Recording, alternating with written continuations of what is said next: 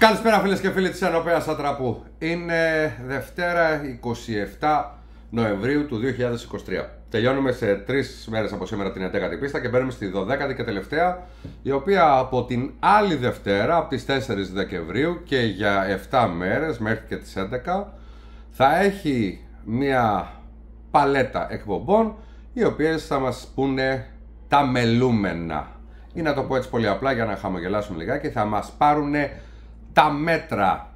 Επειδή εμένα μου αρέσει πάρα πολλές φορές να χρησιμοποιώ από ελληνικές ταινίες και όχι μόνο κομμάτια, όπως και λέει και ο Βέγκος στην περίφημη ταινία, το Φαλακρός Πράκτορ 000 κτλ. Φέρτε μια μεζούρα, λέει, γιατί πρέπει να λάβουμε τα μέτρα μας. Φαίνεται ότι κάποιος κάπου κάποτε έκατσε λίγο πιο έξω από το Milky Way και σήμερα ανακοινώσανε μάλλον ότι μας πήρανε τα μέτρα. Και σήμερα, κυρίες και κύριοι, θα μπλέξουμε λίγο με ιαπωνική μυθολογία, με ελληνική μυθολογία που μοιάζει να μην είναι ελληνική μυθολογία, αλλά να είναι παγκόσμια μυθολογία και να είναι πραγματική ιστορία, με κάτι περίφημες εκφράσεις όπως η Ακασαγκάγκα. Θα μάθετε και την Ακασαγκάγκα. Ακασαγκάγκα. Θα μάθετε για την Λινουράτα. Το ίδιο πράγμα είναι. Θα μάθετε για αυτό που λέγεται Milky Way ή αυτό που λέγεται το ασημένιο ποτάμι κτλ. Και θα μάθετε ότι κάπου έξω από τον πλανήτη, από το γαλαξία μας, έκατσε μια θεότητα της ιαπωνικής μυθολογίας, ή μάλλον η θεά Αθηνά, ή μάλλον οι Ολύμπιοι, ή μάλλον οι αρχαίοι αστροναύτες Έρικ Φον Ντάινικεν, και πέταξε μια κοσμική ακτίνα, η οποία κοσμική ακτίνα αυτή, όπως έλεγε και η φίλη μας εκεί στην Ανίτα Πάνια, θέλει να μου πάρει τα μέτρα, και μας πήρε τα μέτρα. Αυτή η θεότητα που έκανε όλα αυτά είναι η Αματεράσου. Πέρα από το γεγονός ότι λατρεύω πάρα πολύ τα ονόματα που δίνουν οι Ιάπωνες σε διάφορες θεότητες που μοιάζουν πάρα πολύ με τα ελληνικά, Αματεράσου είναι η μητέρα σου. Αματεράσου είναι η μητέρα σου. Έτσι, αφήστε το αυτό το πράγμα. Σήμερα θα μπλέξουμε λίγο με Χιροχίτο, με τα ψεύτικα τα λόγια τα μεγάλα των Αμερικανών σε μια βραχονισίδα όπου δεν χωράει ούτε καν ο Πανάγος από την Κυψέλη με τα σουβλάκια, το Ιβοζίμα, η Ζωζίμα και τέτοια πράγματα. Αυτό που σηκώθηκαν 14 μαντραχαλοί να σηκώσουν μια σημαία. Δεν έχει γίνει ποτέ αυτό το πράγμα, έτσι. Ποτέ όμως, ποτέ. Και να πούμε λίγο τα πράγματα, γιατί δεν έχει σημασία να διαβάζεις άρθρα και να λες ένα story. Αυτό είναι καλό. Το από πίσω μετράει. Δηλαδή και το τριαντάφυλλο ωραίο είναι, αλλά όταν δεις τη ρίζα λες, από αυτό το άσχημο πράγμα βγαίνει αυτό το καλό. Λοιπόν, να πούμε λίγο την ιστορία. Πριν από 48 ώρες ανακοινώθηκε από το Πανεπιστήμιο της Οσάκα, από τον Γιάσουχίρο Ναγκασόνε, σιγά τώρα μην κάθομαι και απαγγέλω απ' έξω το Κλάιμάιν Παπαράιν τον Ιάπωνα, ότι μια κοσμική ακτίνα της τάξης των για να δω και ακριβώς, να σας λέω τα νούμερα, γιατί αυτά θέλω να τα λέω ακριβώς όπως είναι,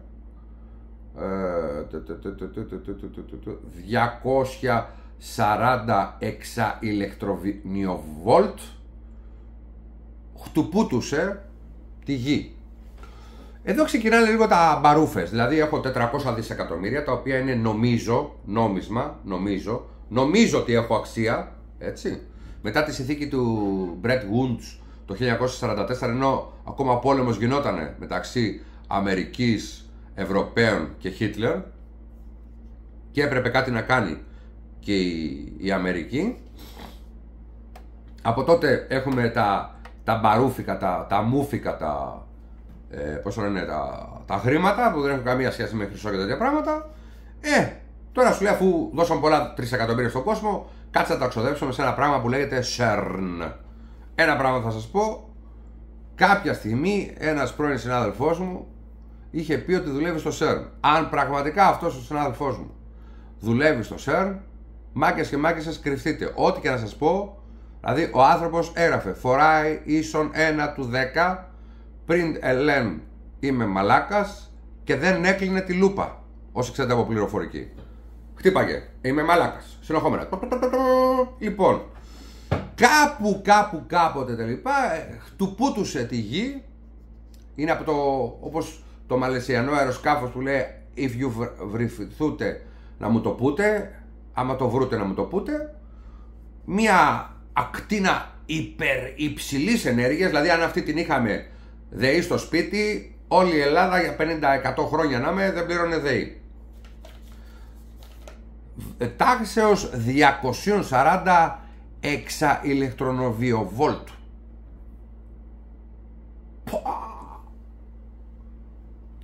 Αυτό λέει, αν χτυπήσει τη γη, αφού χτύπησε ρε μαλάκα. Προσέξτε, τα άρθρα τα γράφουν δημοσιογράφοι, οι οποίοι προηγουμένως γράφουν στο Ταρατατά, στο Βαβέλ 13, στο Βαβούρα και αυτά. Έτσι, στο Βαβούρα, το Τρέλας 13. Λέει, αν χτυπήσει τη γη, χτύπησε ή αν χτυπήσει τη γη. Αυτοί παίρνουν Νόμπελ εντωμεταξύ. Αυτοί παίρνουν Νόμπελ. Νόμπελ. Μπορεί, λέει, να διαλύσει δορυφόρους και να μας αλλάξει το DNA. Θέλει να μου πάρει τα μέτρα. Αυτός ο Γιάσουχιρο Ναγκασόνε, όσο γυρνάει και λέει ότι χτουπούτουσε. Και χτουπούτουσε, εγώ λέει τα ψάχνω από το 2007. Παραδοσιακός. Βγαίνει με το καλάθι στην παραλία, να λέει, μια ειδική ακτίνα λέει με 475.000 εξαηλεκτρονοβιοβόλτ. Τρομάζουν και οι ίδιοι. Θα ρίξει, λέει, τους δορυφόρους κάτω. Είδατε cada δορυφόρο να έπεσε κάτω? Παιδιά, καμιά τσόντα δεν είδαμε. Τίποτα Ρόκο Σεφρέντε τη στιγμή που κόπηκε επειδή χτύπησε η μεγάλη αυτή η ακτίνα. Αυτή την ακτίνα που λέτε, κυρίες και κύριοι, την ονομάσανε σωματίδιο. Το σωματίδιο του Θεού, το σωματίδιο του Μαλάκα, το σωματίδιο του ΣΥΡΙΖΑ, το σωματίδιο της Νέας Δημοκρατίας και το καθεξής. Θα μου πεις γιατί χλεβάζεις? Γιατί κάποια στιγμή, παιδιά, είναι ιεροσυλία να παίρνουν ακόμα και τα ονόματα από θρησκείες και από μυθολογίες, και δεύτερον δεν μας τα εξηγούν καλά. Γιατί σήμερα θα μάθουμε καινούργια πράγματα. Έτσι. Λοιπόν, είχαν, λέει, ένα μέτρο σύγκριση αυτή η ομάδα όταν το 2007-2008 ξεκίνησε, κάπου σε συνεργασία με το Πανεπιστήμιο της Ούτα δηλαδή. Παίρνει τις ομάδες μπάσκετ του NBA και βάζει δίπλα πανεπιστήμια και τα βρίσκουν όλα αυτά. Όπου υπήρχε ένα σωματίδιο που λεγόταν Oh my God. Oh my God που λένε και κάποιοι. Omg. Tony G, Tommy G, ξέρω εγώ που είναι για τα μαλλιά. Tony G, Παπαροτζή, Omg.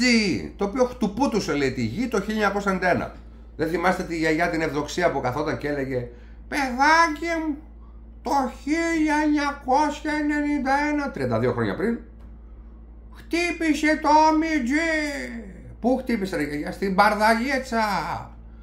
Και κατέβηκε κάτω προς Λιβιάχοβο και τρέχανε εκεί στη Λάκα Σούλη να μαζέψουν τα ηλεκτρονιοβόλτια. 50.000 το μήνα. 4.000 επιστήμονες. Τι δουλειά κάνεις, λέει? Ψάχνω την Omg. Εδώ έλεγε ψάχνω την κλειτορίδα τόσο καιρό. Και νομίζουν ότι είναι η κλειτορία εκεί στα Μαζέικα, στα Καλάβρετα. Λοιπόν, άντε να το πούμε, ο Τουσίρο Φουτζί, αναπληρωτής καθηγητής, ούτε καν καθηγητής δηλαδή, αν ο αναπληρωτής καθηγητής λέει αυτά τα πράγματα, φανταστείτε ο καθηγητής ο ίδιος τι ξεφλουδation λέει, έτσι. Όταν ανακάλυψα για πρώτη φορά αυτή την υπερυψηλής ενέργειας κοσμική ακτίνα, σκέφτηκα ότι πρέπει να έχει γίνει κάποιο λάθος, καθώς παρουσίαζε ένα επίπεδο ενέργειας πρωτοφανές για τις τελευταίες 3 δεκαετίες. Πώς το ανακάλυψες? Είχες πάνελ? Τα πάνελ αυτά αντέχουν τα 240 ηλεκτρονιοβόλτ. Σημειωτώνει η ενέργεια αυτή τα 240 είναι 1.000.000 φορές η ενέργεια του CERN. Εκεί που είναι ο φίλος μου, φοράει στον ένα, είμαι μαλάκας έτσι. Τα έχει χαλάσει όλα. Ναι, εντάξει, το ξέρει. Έφυγε από την Microsoft με τη ρετσινιά του μαλάκα. Το ξέρει ο άνθρωπος. Λοιπόν, τέλος πάντων. Αφού βάζουμε διάφορα πράγματα, τι συμβαίνει και αυτά τα λοιπά, οι επιστήμονες ονοματίσανε αυτό το συγκεκριμένο το σωματίδιο αματερά σου, η μητέρα σου. Ποια είναι η αματερά σου και τι σχέση έχει με τους Αμερικανούς, με το δεύτερο παγκόσμιο πόλεμο, με τον αυτοκράτορα της Ιαπωνίας, τον Χιροχίτο, και με την αρχαία ελληνική μυθολογία? Καταρχήν, η αματερά σου είναι μια μεγάλη θεότητα του συντοισμού, ταοισμού της Ιαπωνίας, κάτι αντίστοιχο με τη Θεά Αθηνά. Η όλη οικογένεια της, μάλλον η αυτοκρατορική οικογένεια της Ιαπωνίας δεν ήταν ελαίο Θεού. Ελαίο Θεού, με ωμέγα στο τέλος το ελαίο, έτσι, ήταν ο Όθωνας. Ότι προερχόταν δηλαδή με θεϊκή απόφαση. Η αυτοκρατορική οικογένεια της Ιαπωνίας ήταν θεότητες. Όσοι μαζεύετε νομίσματα και χαρτονομίσματα της Ιαπωνίας και έχετε πιο πριν από το 1989, και μάλλον για την ακρίβεια πιο πριν από το 1945, όποιος αυτοκράτορας είναι πάνω στα χαρτονομίσματα είναι θεότητα. Οι Ιάπωνες την έχουν, την οικογένεια αυτή την είχαν μέχρι το 1945 ως θεότητα. Η αρχική διάδοχο, μάλλον η αρχική μήτρα της οικογένειας της αυτοκρατορικής της Ιαπωνίας, ο Χιροχίτο, αν δεν κάνω λάθος, ήταν ο 125ος, ο γιος του ήταν 126ος, 127ος είναι τώρα, αυτός που είναι πάνω. Ο οποίος ήταν για 63 χρόνια, ναι, 63 χρόνια, από το 1926 ως το 1989 που πέθανε, ήταν αυτοκράτορας. Ερίζει την καταγωγή του από την αματερά σου. Δηλαδή η δουλειά δεν είχε ο διάβολος. Τα λοιπά, έπιασε η αματερά σου, την έπιασε κάποιος, την πέρασε πριν ο Κορδέλας. Τα λοιπά, και λέει: κάτσε να γεννήσω και την αυτοκρατορική οικογένεια της Ιαπωνίας. Όταν έφτασε το πλήρωμα του χρόνου και μπήκε στον πόλεμο η Αμερική, που η Αμερική δεν ξέρουμε γιατί μπήκε στον πόλεμο. Έχουμε και τον άλλο με το σκέλετο από κάτω, ναι. Λοιπόν, κάποια στιγμή έχασε. Και τώρα το πώς έχασε είναι κάτι που δεν εξηγείται. Δηλαδή, ένα νησάκι χάσανε, την Ιουοζίμα, που χάσανε 7-8 χιλιάδες Αμερικανούς, άνευ λόγου και αιτίας, και ρίξαν τις δύο ατομικές, οι οποίες μετά είπαν θα σου ρίξουμε σε όλο το νησί. Και εν πάση περιπτώσει ο φασίστας Παύλα Χίτλερ της Ιαπωνίας, ο Χιροχίτο, ο οποίος έχει κλαδεύσει τη μισή Κορέα, το μισό Βιετνάμ, τη μισή Κίνα και όλα αυτά, και τη Μαντζουρία, αποκούπη. Το μόνο που έκανε ήταν μια ανακοίνωση, ο οποίος ήταν ήδη 19 χρόνια αυτοκράτορας, ο οποίος βγήκε και είπε: αματερά σου, δηλαδή την έχω γραμμένη στα 3 μου την αματερά σου, και άμα με βρεις, από τον κόλλο μου πιάσου. Η νέα δραματική σειρά του Αντένα, την φέρουν τώρα, θα παίζει ο Σοκουντού του Μπακακόνε. Κοινώς έγινε ένα τουρλουμπουκέσον οι Ιάπωνες αυτά με τους Αμερικανούς, οι Αμερικανοί να φαίνονται the land of opportunity, πηδάμε τους Ιάπωνες, τα λοιπά. Τι πηδάνε δηλαδή, που μετά η τεχνολογία των Ιαπώνων πήγε στην Αμερική. Όπως ας πούμε και τα ουίσκι τα καλύτερα στον κόσμο δεν είναι ούτε Ιρλανδίας ούτε Σκωτίας, είναι τα Ιαπωνέζικα. Τα Ιαπωνέζικα που λέμε κι εμείς. Έτσι. Αυτή η ανακοίνωση από το ραδιόφωνο, τηλεόραση δεν υπήρχε τότε, ότι παρετούμε της θεϊκής μου ιδιότητας, έφερε την αυτοκτονία με χαρακίρι. Άλλοι λένε 2.500, άλλοι λένε 3.000 άτομα αυτοκτόνησαν τη στιγμή που άκουσαν ότι καταργεί πλέον τη θεϊκή ιδιότητα η οικογένεια Χιροχίτο. Θα πούμε ότι είναι άσχετο το πράγμα. Όχι. Θα νομίζαμε ότι αποδυναμώθηκε η μυθολογία, η θρησκεία των Ιαπώνων. Κάτι αντίστοιχο είναι σαν να πούμε ότι η Αγία Ελένη, παραδείγματος χάρη, που βρήκε και το τίμιο Σταυρό, ότι η καταιγίδα, μάλλον η ηλιακή ενέργεια που χτύπησε τον πλανήτη είναι η Αγία Ελένη.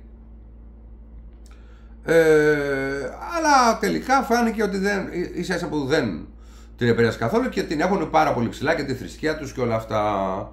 Τώρα το γεγονός ότι η εντός εισαγωγικών Παναγία τους λέγεται η μητέρα σου, αματερά σου, αρχίζει λίγο και με αυτούς με τους Ενού, οι οποίοι είναι οι Ιάπωνες, οι οποίοι ζουν εκεί πέρα μέσα και είναι ελληνικής καταγωγής. Και επίσης και το όνομα Ιαπωνία, όσο και να σου φαίνεται περίεργο, ξέρω ότι θα βγουν, θα πούν δεν ισχύει. Ποιος το λέει αυτό? Ποιος το λέει αυτό? Ποιος το λέει, δηλαδή με τι απόδειξη το λέει αυτό το πράγμα, έτσι ακριβώς? Ναι, το όνομά τους είναι Νιππόν, έτσι, και το Ιππόν, και το Γον της Κίνας, ας πούμε, είναι Ιώνας. Είναι από την Ιωνία. Όπως είναι η Ισπανία, η στη γη του Πανός, ή από την Ιωνία. Και τα λοιπά. Άστε τα αυτά τώρα, γιατί θα πούνε οι άλλοι, ρε φίλε, ξεκίνησε την καταιγίδα τώρα. Διάβασε το αρθράκι όπως κάνουν άλλοι 5-10 λεπτάκια και κλείσει την εκπομπή. Όχι, παιδιά. Εδώ έχει ψωμί υπόθεση. Γιατί είπαμε, η παγκόσμια ιστορία θα αλλάξει πολύ γρήγορα. Αφού το είπανε κιόλας και μάλιστα λένε τι στο καλό συμβαίνει, δηλαδή επιστήμονας, τώρα σοβαρός επιστήμονας, λέει πα, τι στο καλό συμβαίνει. Δεν το πιστεύω. Όταν όμως λέμε εμείς κάποια πράγματα, βγαίνουν ως συνοδοιπόροι από τα Hellenic Hoax, από τα παπάρια Hoax και λένε δεν ισχύει. Το είπε ο Κασταμονίτης, είναι μαλάκας. Ωραία. Τώρα, με αυτό το αματεράσου, το εικονίδιο αματεράσου, πιάσου από τον κόλλο μου, πιάσου το αματεράσου, τώρα να κάνουν εικασίες. Ή μπορεί το ένα, ή μπορεί το άλλο, ξέρεις, κάθονται και κάνουν και αυτά. Κάνουν και αυτό. Πιστείτε μόνο εδώ μαλάκα, 50.000 το μήνα. Και είναι αναπληρωτής, ο καθηγητής δηλαδή, δεν το συζητάμε. Και λένε ότι κάτι μας χτουπούτουσε. Λοιπόν, τώρα, αν χτύπησε και πραγματικά μπορεί να πηδήξει τον ηλεκτρονικό εξοπλισμό της γης, να καταστρέψει δορυφόρους, να βλάψει ένα ζωντανό όν, να του βλάψει το βιολογικό ιστό και να του αλλάξει και το DNA, το 1991 που χτύπησε το OMG, το καημένο το πουλάρι του Κυρκώστα του Φαφούτη, στα Τρίκαλα Κορινθίας, γιατί δεν έγινε αυτό το πουλάρι ο Αστραχάν να τρέχει εκεί κάτω στο Μαρκόπουλο και να κερδίζει τη μία υποδρομία μετά από την άλλη?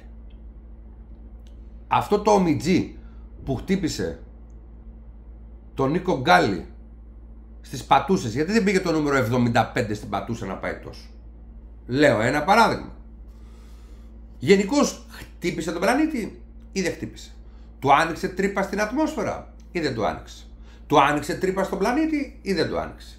Μας λένε μαλακίες για να τρώνε λεφτά ή δεν μας λένε μαλακίες για να τρώνε και τρώνε λεφτά?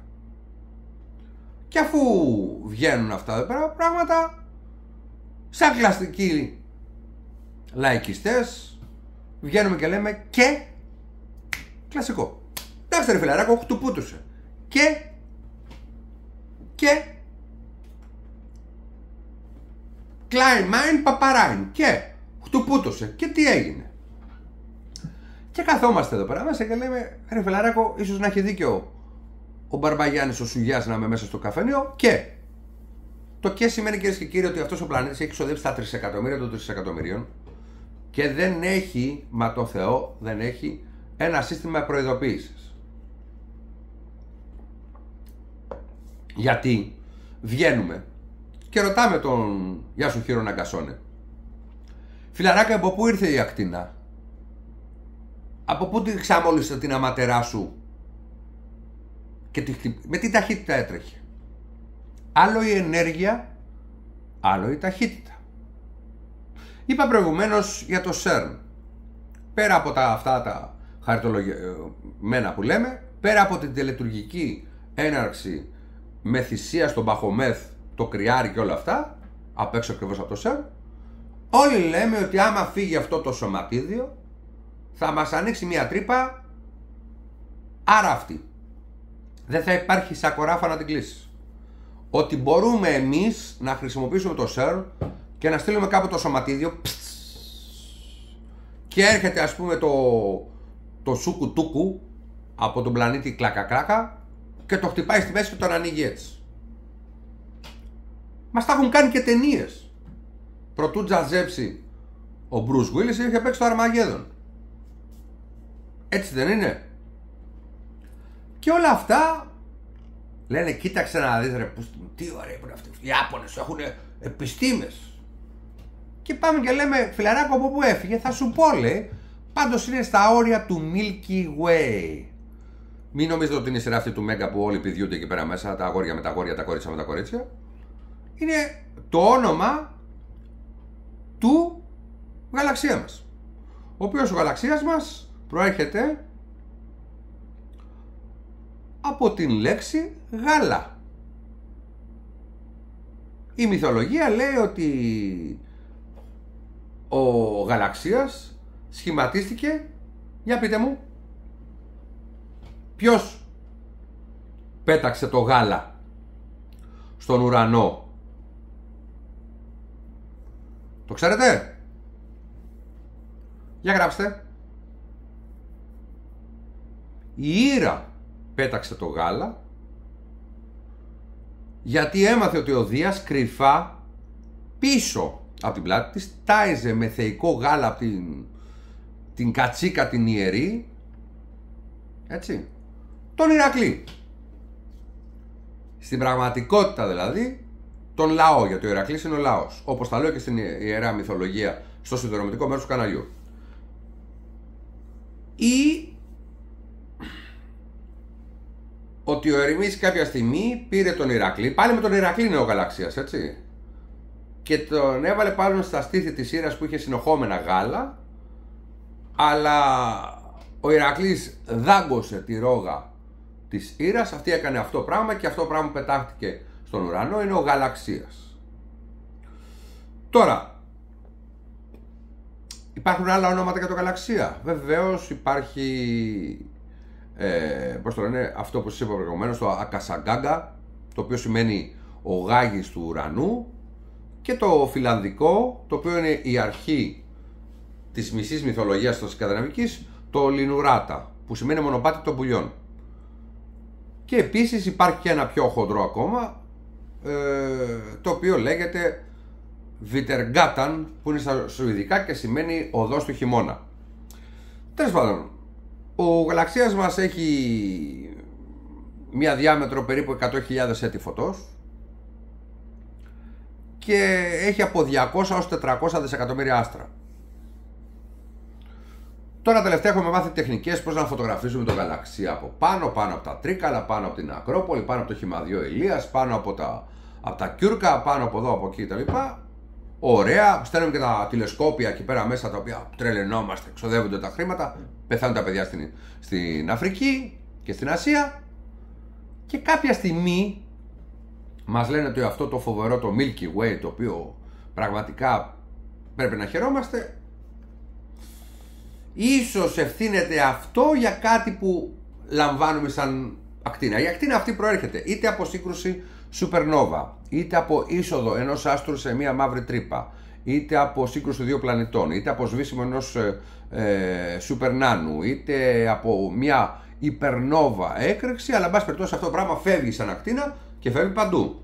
Ο Τάσου Χίρο Ναγκασόνε δεν ψάχνει να βρει αν έχει πάει πουθενά αλλού, αλλά μας λέει ότι κάποια στιγμή μας διαπέρασε μια ακτίνα που είναι λίγο πιο χαμηλότερης έντασης από την OMG του 1991.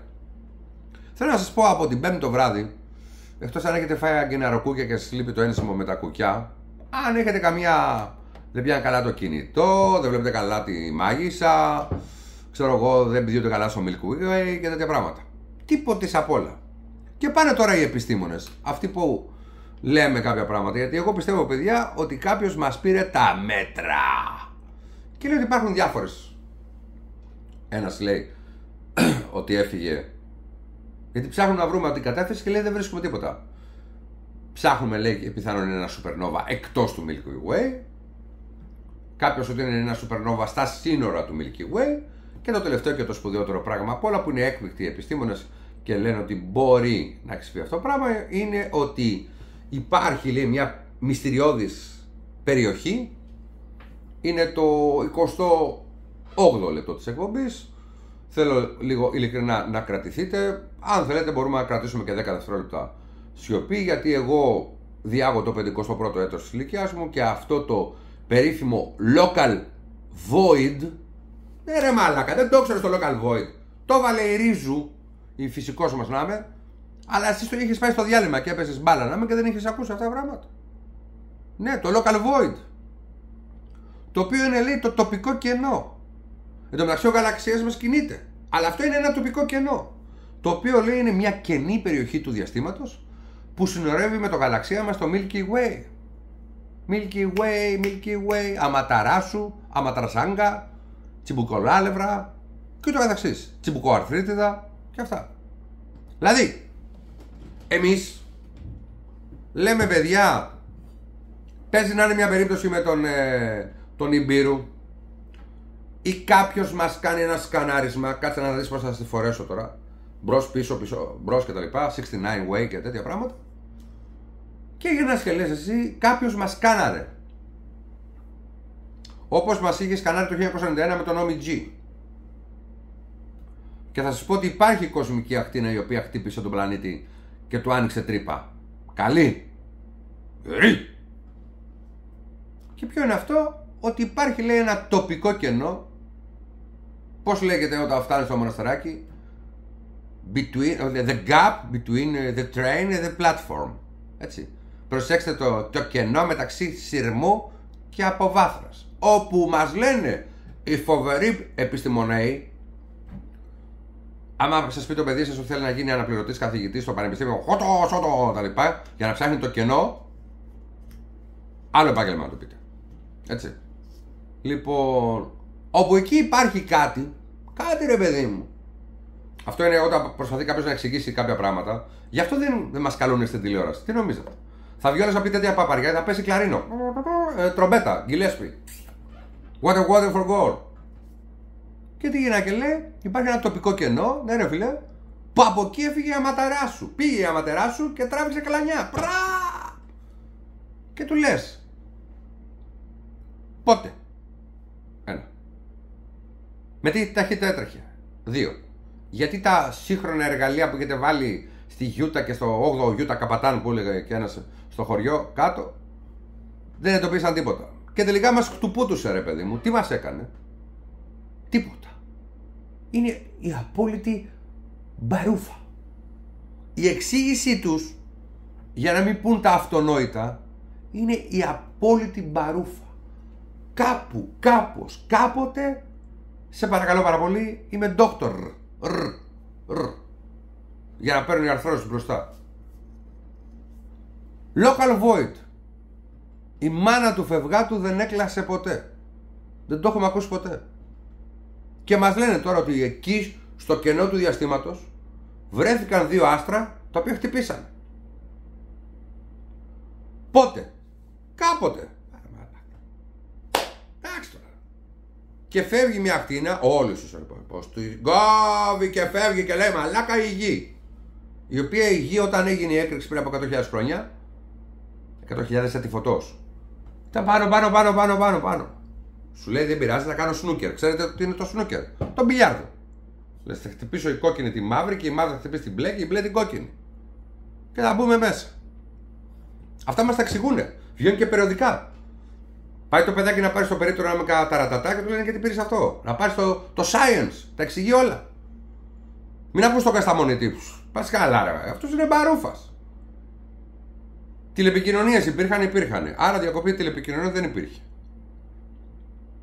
Τα σημεία από τα οποία το ΣΕΤΙ έχει βρει επικοινωνίες, τα ψάξαμε? Εδώ λέει βομβαρδιζόμαστε εδώ και 2 χρόνια με σήματα, τα οποία δεν τα λέμε, λέει, γιατί είναι απόρριτα. Δηλαδή, βοηθήστε όλοι να βρούμε κάπου υπάρχει σήμα, αλλά τα αποτελέσματα δεν σας τα πούμε γιατί είναι απόρριτα.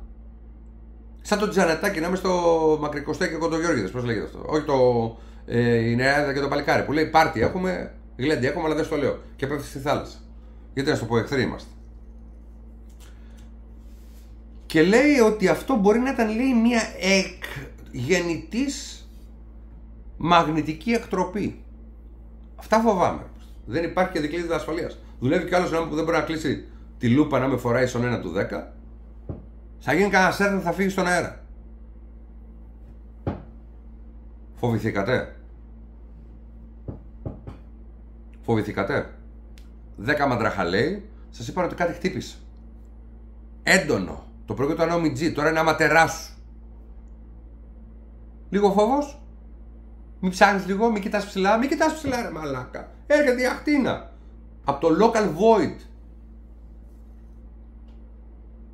Και εδώ στο 33ο λεπτό της εκπομπής να σας κάνω μια μεγάλη ανακοίνωση από πού έχει φύγει αυτή η κοσμική ακτίνα. Είχε πάει ο Μητσοτάκης στην Αγγλία και έφαγε αγκιναροκούκια και πήγε στο Buckingham, στο Buckingham όπως το λένε. Και επειδή αφόδευση και είχε βρώμα, άνοιξε το παράθυρο και έφυγε η κοσμική ακτίνα και χτύπησε τον πλανήτη από το local void του Μητσοτάκη. Τι? Αμφισβητείς ότι υπάρχει local void, αφού να, αυτοί λένε ότι υπάρχει local void. Όταν η επιστήμη είναι στα χέρια των επικυρίαρχων και το HARP έτσι θα το πούνε και τις παρενέργειες του CERN έτσι θα τις πούνε και οποιαδήποτε επικοινωνία με άλλους πλανήτες έτσι θα την πούνε. Γιατί αυτό είναι πραγματικά, μας πήρανε τα μέτρα. Γιατί αν νομίζετε ότι θα ζήσουμε αυτό στις ταινίες, ότι ήρθαν οι εξωγήινοι και κάτι τέτοια πράγματα, μου φαίνεται καμιά ωραία πρωία θα έρθει μια ρουφιχτή ομιτζή και θα το ανοίξει σαν τριαντάφυλλο τα οπίστια του πλανήτη μας. Και κάτι τελευταίο, γιατί σήμερα δεν έχω και... έχω πολύ χαρά επειδή βρήκα το local void ρε παιδί, μπορώ να κρύψω πράγματα εκεί, το τοπικό κενό. Να σας πω και μια ιστορία, η οποία ιστορία αυτή χρήζει οπωσδήποτε άλλης εκπομπής, αλλά να σας πω λίγο κάποια στοιχεία. Ένα λεπτάκι.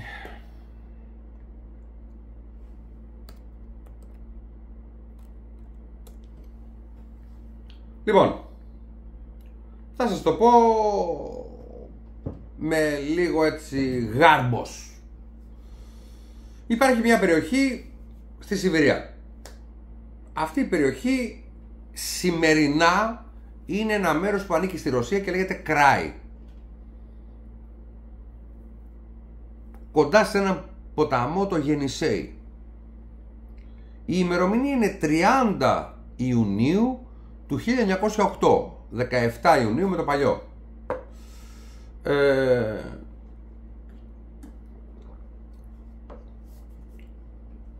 Απέραντο δάσος και χτυπάει, η περιοχή λέγεται Τουγκούσκα, χτυπάει κάτι το οποίο ισοπεδώνει 1000 τετραγωνικά χιλιόμετρα δάσους.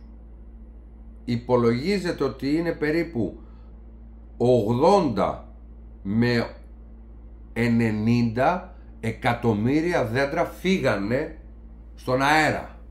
Κάποιοι λένε ότι η συνολική έκταση που ξεριζώθηκε από αυτή την έκρηξη είναι περίπου 2,15 εκατομμύρια στρέμματα.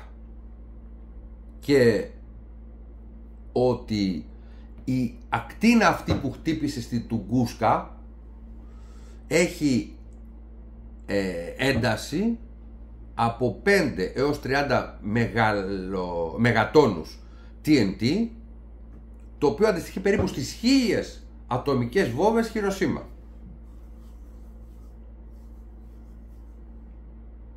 Αυτό ονοματίστηκε αμέσως χερσαία πτώση μετέωρου ή αστεροειδή. Και επειδή δεν θέλω να πω πάρα πολλά, να σας πω πολύ απλά ότι έχουν πάει πάρα πολλές αποστολές. Είναι δύσκολο μέρος να πας και δεν έχουν βρει ποτέ τι χτύπησε τον πλανήτη. Ό,τι είχε χτυπήσει τον πλανήτη έπρεπε να έχει διάμετρο 60 μέτρα. Η Αματεράσου δεν μας λένε τι διαστάσεις είχε, έτσι. Και εκεί ακούστηκε, κυρίες και κύριοι, πάρα πολλές θεωρίες, οι οποίες θεωρίες αυτές, απλώς ενδεικτικά σας τα λέω, είναι ότι δοκίμασε ένα πείραμα ο Νικόλα Τέσλα, ο οποίος τότε ήταν στα ντουζένια του, ότι η πιθανότητα ήταν το τέλος του κόσμου. Αλλά αποφθέθηκε. Ότι μπήκε μέσα στο πλανήτη, πόσο κολόφαρδοι είμαστε, μικρή ποσότητα δευτερίου από κομίτη, το οποίο υπέστη ακαριαία πυρηνική σύνταξη, με αποτέλεσμα να έχουμε μια φυσική βόμβα υδρογόνου. Το 1973 ο Άλμπερτ Τζάκσον και ο Μάικλ Ρέιν είπαν ότι έλα καλά, είστε ηλίθιοι τώρα. Μια μικρή μαύρη τρύπα χτύπησε και συνέχισε το ταξίδι από την άλλη πλευρά. Δηλαδή ένα αντίστοιχο CERN. Οι Κουάν, Άλτουρ και Λίπη είπανε ότι είστε ηλίθιοι, αυτό είναι μια ποσότητα αντιύλης. Πώς δεν μας έφερε το αματεράσου αυτό το πράγμα, η οποία έπεσε πάνω εκεί, μικρή ποσότητα αντιύλης. Αντιύλης. Θα λες εσύ, αλλά κάτι ξέρει αυτός. Τι είναι η αντιύλη? Είναι η μορφή της ύλης που προέρχεται από τα αντισωματίδια των σωματιδίων που συγκροτούν τη συνήθη ύλη. Φιλοσοφικό. Για παράδειγμα, ένα άτομο αντιυδρογόνου αποτελείται από ένα αντιπρωτόνιο αρνητικού φορτίου, γύρω από το οποίο περιστρέφεται ένα ποζιτρόνιο θετικού φορτίου. Αν ένα σωματίδιο και ένα αντισωματίδιο έλθουν σε επαφή και τα δύο καταστρέφονται και παράγεται ηλεκτρομαγνητική ακτινοβολία. Καλό μετρή. Λοιπόν, συντριβή αγνώστου ταυτότητος υπτάμενου αντικειμένου. Εδώ τουλάχιστον έχουμε μία έκρηξη. Δεν μας είπαν ποτέ πόσο αυτά τα λοιπά. Αλλά, ρε φίλε, το αματεράσου, το OMG, και καθόμαστε εδώ πέρα μέσα και λέμε, μήπως είμαστε λίγο ηλίθιοι? Και μάλιστα λέμε, μήπως έχει ξανασυμβεί αυτό? Και έχει ξανασυμβεί. 13 Αυγούστου του 1930, Κουρούσα, Αμαζόνια, Βραζιλία, μία έκρηξη. 0,1 TNT, τόνους TNT. 31 Μαΐου 1965, νοτιοανατολικός Καναδάς. Βρέθηκε ένα γραμμάριο μετεωρικής ύλης. Εκτιμόμενο ύψος της έκρηξης 13 χιλιόμετρα. Πώς το λένε, αυτό του Τουγκούσκα ήταν 8,5 χιλιόμετρα. Μάλιστα. 17 Σεπτεμβρίου του 1966, λίμνη Χουριών, Μίτσικαν. Ίδια αντάσεως, αλλά δεν βρέθηκε μετεωρική ύλη. 5 Φεβρουαρίου του 1967, Βίλνα, Αλμπέρτα, Καναδάς. Ιδίας εντάσεως, δύο πολύ μικρά θράσματα. 22 Σεπτεμβρίου του 1979, μία έκρηξη κάπου στο νότιο Ινδικό ωκεανό. 2.000 τόνοι TNT. Δεν ξέρουμε τίποτα. 19 Ιανουαρίου του 1993, Λούγκο, τη βόρειος Ιταλίας, μία έκρηξη 10.000 τόνων. Εγώ, δόξα τω Θεώ, με την Ιταλία, λόγω και της Κέρκυρας, έχω καλές επαφές και τα ψάχνω αυτά τα πράγματα. Δεν θα λέγαμε το περιστατικό του Λούγκο της Βορείου Ιταλίας, εκτός να το έχουν μπερδέψει με τους καφέδες. Ελάτε τώρα όμως να σας πω κάτι άλλο. Γιατί εδώ, κυρίες και κύριοι, το ψάξα πάρα πολύ και εδώ θα με βοηθήσετε κι εσείς, οι φίλοι μου, οι κριτικοί. Στις 6 Ιουνίου του 2002, Μεσόγειος θάλασσα, λέει, μεταξύ Λιβύης και Ελλάδας, με ένταση 26.000 τόνοι TNT, έγινε μια έκρηξη. Μάλιστα. Και διαβάζω. Συνέβη, λέει, σε μεγάλο ύψος πάνω από την Ανατολική Μεσόγειο θάλασσα, ανάμεσα στη Λιβύη και την Κρήτη. Η έκρηξη υπολογίστηκε ότι είχε ισχύ 26 κιλοτόνων, ήταν δηλαδή διπλάσια της Χειροσίμας, και αν είχε συμβεί πάνω από τις κατοικημένες περιοχές θα είχε καταστροφικές συνέπειες. Οφείλεται σε έναν επικίνδυνο αστεροειδή, ο οποίος δεν εντοπίστηκε καθώς πλησίασε τη Γη. Την έκρηξη κατέγραψαν δορυφόροι και σεισμογραφικά κέντρα. Ο αστεροειδής είχε διάμετρο 5 έως 10 μέτρα. Την ίδια εποχή, χώρες που είχαν πυρηνικά ήταν σε ένταση και φοβήθηκαν μήπως έχει γίνει η έκρηξη. Και ρωτάω, Γιατί δεν μιλάμε για το 1890. Θυμάστε εσείς να έχει γίνει καμία τέτοια έκρηξη και να μας έχουν κάνει καμία αναφορά? Αματεράσου και τέτοια από. Και τελευταία, στις 25 Σεπτεμβρίου του 2002, Μποϊντάμπο Ρωσία, 5.000 κιλά, τόνους μάλλον TNT, το οποίο δεν έγινε και τίποτα απολύτως. Κυρίες και κύριοι, άρα από το 2002 και μετά έχουμε έρθει σε μια συμφωνία, μη μας βαράτε. Και λίγη αυτή η συμφωνία και ξαφνικά έχουμε τα UFO στην αρχή της χρονιάς, τα μπαλόνια που τα ρίχνουμε, έχουμε τώρα τις επικοινωνίες που κάνουμε συνεχόμενα με τα UFO, βγαίνει ο Μεξικανός, μας λέει τα UFO και τώρα ξαφνικά έχουμε το αματεράσου, δηλαδή η μητέρα σου, δηλαδή ελληνικά, δηλαδή οι Ολύμπιοι μετράνε. Όχι η πατρόα, είναι άλλο πράγμα το Ολύμπι, έτσι. Θα δείτε στο ανίποτη ιστορία της ανθρωπότητας, εκεί τα εξηγώ και αυτά. Και φυσικά να μην μάθουμε και τίποτα. Τελικά, μάλλον αυτή η ταινία, το Κοίτα ψηλά, πως λέμε, Κοιτάς ψηλά, που πήρε πολλά κομμάτια, φαίνεται και από μένα, ίσως δεν απέχει τόσο πολύ από την πραγματικότητα. Εγώ ήθελα να ευχαριστήσω όλους εσάς που είδατε αυτή την εκπομπή. Αν σας άρεσε η εκπομπή, θα κάνετε ένα like. Αν είστε καινούριοι στο κανάλι, θα κάνετε μια εγγραφή, το καμπανάκι και ένα like. Φίλες και φίλοι, μην κοιτάτε ψηλά. Να είστε καλά, καλό βράδυ, καλή τύχη. Ο Θεός των Ελλήνων να μας προσέχει. Γεια σας.